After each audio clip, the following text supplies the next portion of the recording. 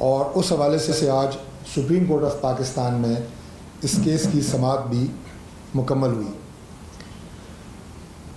جو اسلام آباد high court کے 6 آنریبل ججز نے سپریم جوڈیشل کونسل کو خط تحریر کیا، اس کا جو بنیادی مندرجات تھے وہ یہ تھے کہ اسلام آباد ہائی کورٹ کے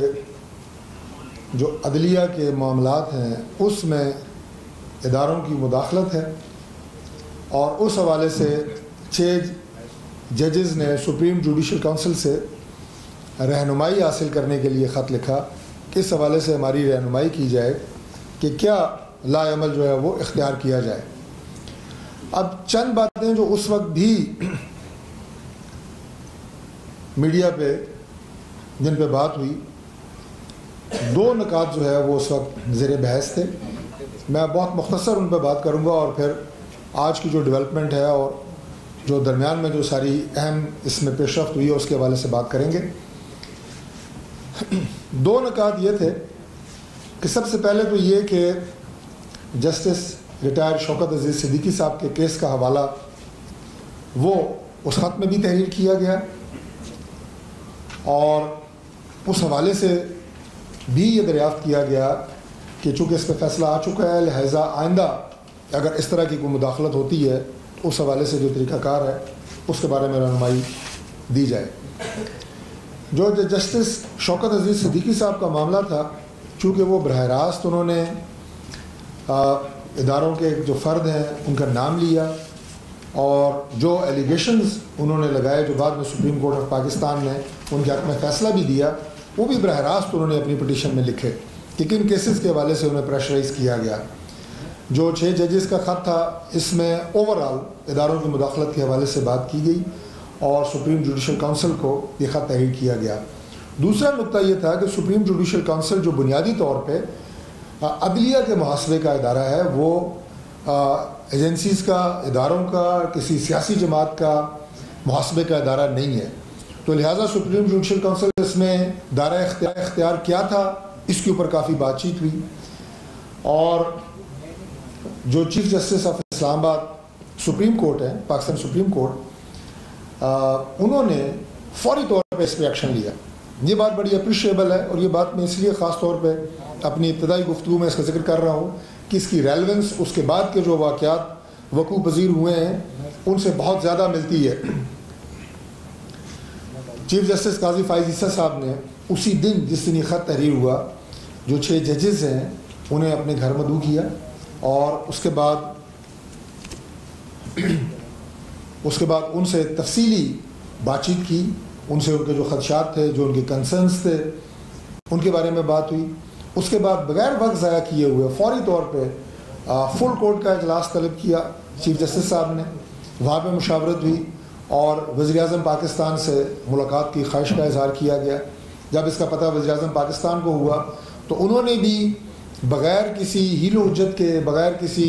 پروٹوکولز میں پڑے ہوئے فوری طور پہ یہ کہا کہ میں اس ملاقات کے لیے بالکل تیار ہوں، اور میں سپریم کورٹ جا کے چیف جسٹس صاحب کے چیمبر میں ان سے ملنے کے لیے میں بالکل تیار ہوں. وہ ملاقات بھی ہوئی، اور اس کے بعد کنسنسس سے جوڈیشل کمیشن کی تشکیل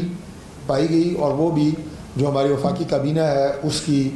اجازت سے اور جسٹس ریٹائر صدق جیلانی صاحب کی سربراہی میں یہ کمیشن بنایا گیا. اب اس کے بعد کیا ہوتا ہے؟ اب یہاں سے جو بات ہے بڑی امپورٹنٹ ہے جس کے حوالے سے آج آپ دوستوں کو ہم نے زحمت دی ہے کہ وہ ایک ایسا فورم تھا کہ جس کے اوپر، اور ظاہر ہے وہ ایک آئینی ضابطے کے اندر جوڈیشل کمیشن کی تشکیل ہوتی ہے، اور اس میں تمام نکات سامنے رکھے جانے تھے، اور اس کے اوپر ایک تفصیلی فیصلہ بھی آنا تھا، رپورٹ بھی آنی تھی. لیکن بہت افسوس اس بات کا کہ جسٹس تصدق جیلانی صاحب کے حوالے سے میڈیا کے اوپر جس طرح کی گفتگو، جس طرح کے الزامات کی بچھاڑ ایک مخصوص سیاسی جماعت اور ایک گروہ میں کہوں گا اس کی طرف سے کی گئی، نتیجتاً وہ اس جوڈیشل کمیشن کی سربراہی سے مستعفی کہوں یا انکاری ہوئے، اور اس کے بعد چیف جسٹس نے اس کے حوالے سے ایک سو موٹو ایکشن لیا، اور آج اس کی پہلی ہیرنگ جو ہے وہ سپریم کورٹ آف پاکستان میں ہوئی. یہ تھوڑی سی تفصیل آپ کے سامنے اس لیے میں نے رکھی کہ تاکہ جو آرڈر آف سیکوینس ہے وہ آپ کے سامنے رہے ان تمام واقعات کا۔ اب جو صورتحال ہے اس حوالے سے میں جس سیاسی جماعت کا اور جس گروہ کا میں نے ذکر کیا، اب وہ سپریم کورٹ آف پاکستان اور موجودہ جو اس کیس کے حوالے سے سماعت ہو رہی ہے اس کے اوپر جو الزامات کی بچھاڑ کی جا رہی ہے وہ ایک انتہائی افسوسناک اور انتہائی الارمنگ سچویشن ہے۔ یہ دو لفظ میں نے اس لیے استعمال کیے کہ جو 6 معزز جج صاحبان کا مدعا ہے وہ کیا ہے؟ وہ یہ ہے کہ عدلیہ کو پریشرائز نہ کیا جائے، عدالتیں کسی طرح کے دباؤ میں کام نہیں کر سکتی اور انہیں دباؤ میں لا کے انہیں فیصلوں کے حوالے سے مجبور نہ کیا جائے، یہ کل مدعا ہے ان کے اس خط کا۔ اور کیا یہ پریشر جس کی ہم بات کر رہے ہیں وہ بات تو چونکہ اب سپریم کورٹ آف پاکستان میں ٹیک اپ ہوا یہ میٹر اور سب جوڈس ہے، تو لہٰذا اس حوالے سے تو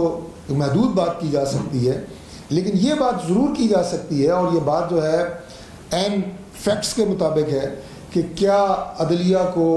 جو دباؤ ہے اس کا سامنا صرف کوئی اداروں کی طرف سے جو ایک مبینہ خط لکھا گیا ہے اس کے حوالے سے ہے، یا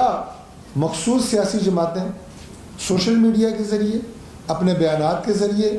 اور ادروائز الیکٹرانک و پرنٹ میڈیا کے ذریعے جو عدلیہ کے فیصلوں کے اوپر اور عدلیہ کے سوچ کے اوپر جو اثر انداز ہوتی ہیں، کیا وہ پریشر نہیں ہے؟ کیا وہ عدلیہ کو دباؤ میں لانا نہیں ہے؟ کیا وہ اپنے من پسند فیصلے کروانے کا عمل اور کیا ہوتا ہے؟ اور سب سے بڑی بات یہ کہ کیا وہ اپنی مرضی کے بینچ تشکیل دلوانا نہیں ہے؟